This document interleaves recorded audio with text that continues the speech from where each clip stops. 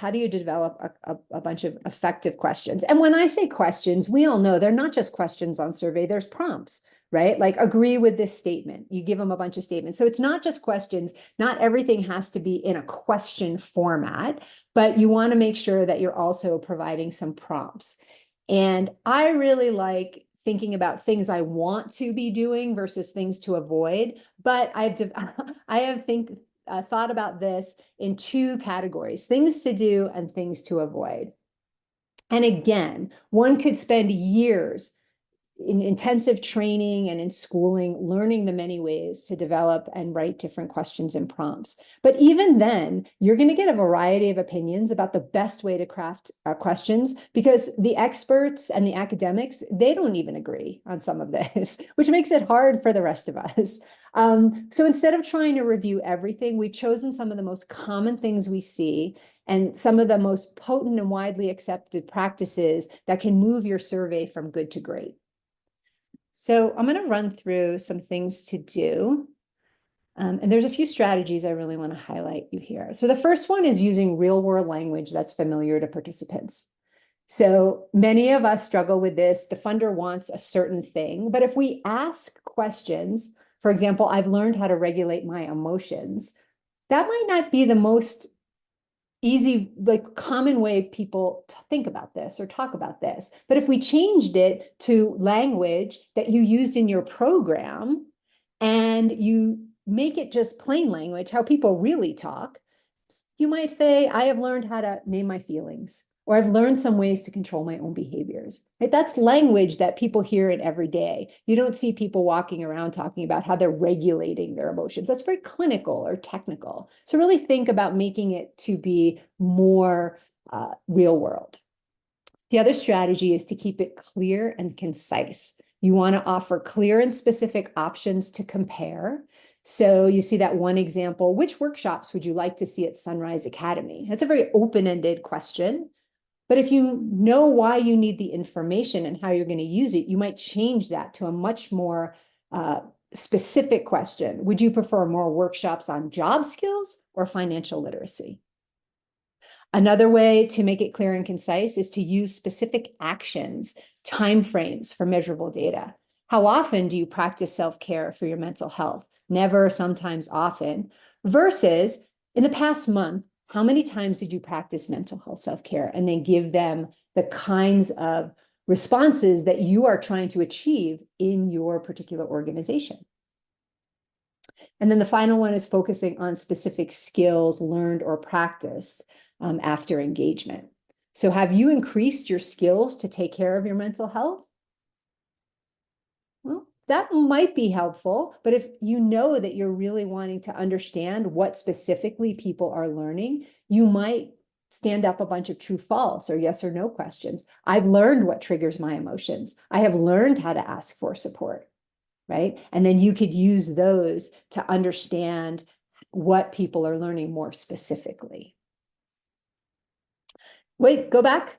The last thing I wanted to offer in that hot tip is that one really important way to do this is to draft questions or prompts and then have someone else read them and to remove any extra or unnecessary words. So you can be as clear and concise as possible. Economy of language is a really important component here. Next slide.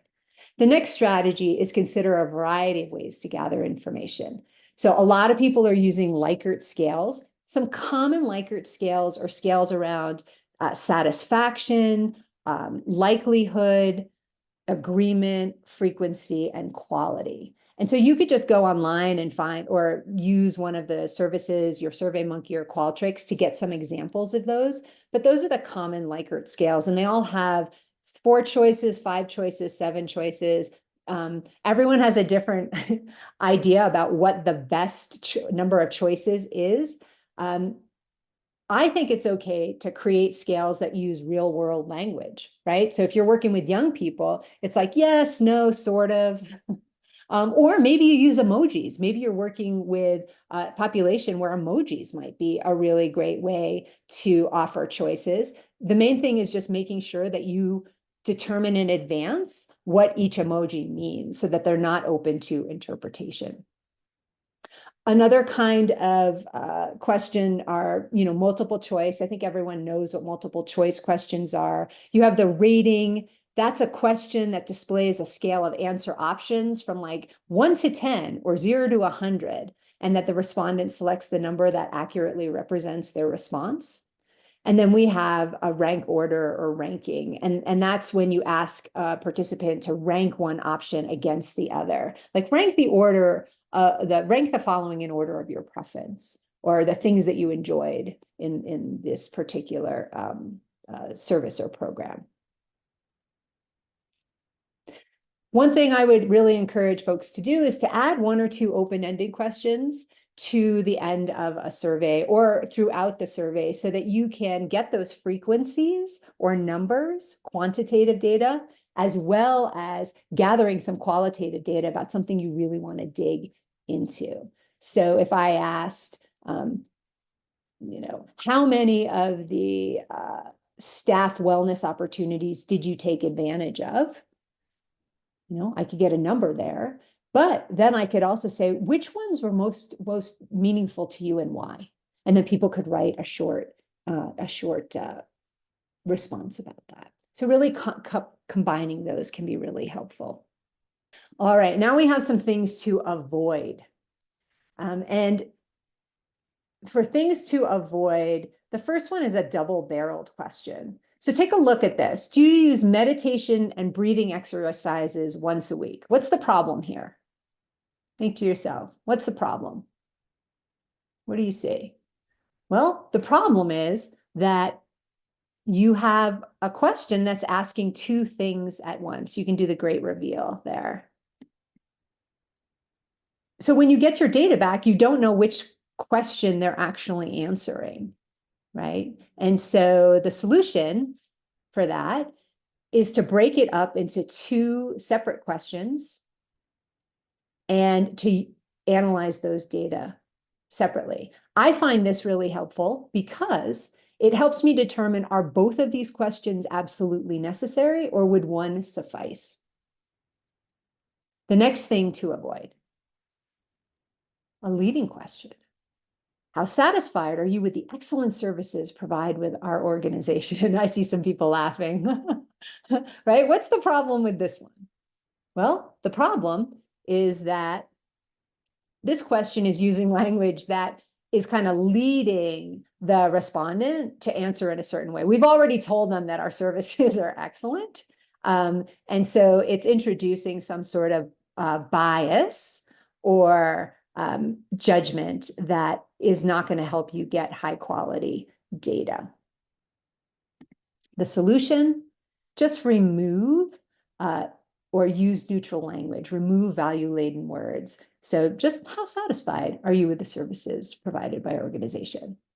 What you're really trying to do is this hot tip on the last slide is like, you're trying to figure out ways to collect data that's not going to require you to do high effort impact, like high effort analysis. You want to be able to analyze them fairly quickly. And the final one for things to avoid is using absolute language. What strategies do you always use to cope with stress? What's the problem there? Well, we're human beings. We don't always do anything, or we never. So that the problem there is that it's using absolutes like always or never, which really doesn't reflect a real experience. So the solution there is to just change the question to leave a more open response. Remove the absolutes and provide a full range of choices that reflect a variety of experiences, opinions, or feelings. And then make sure that you have choices that reflect that.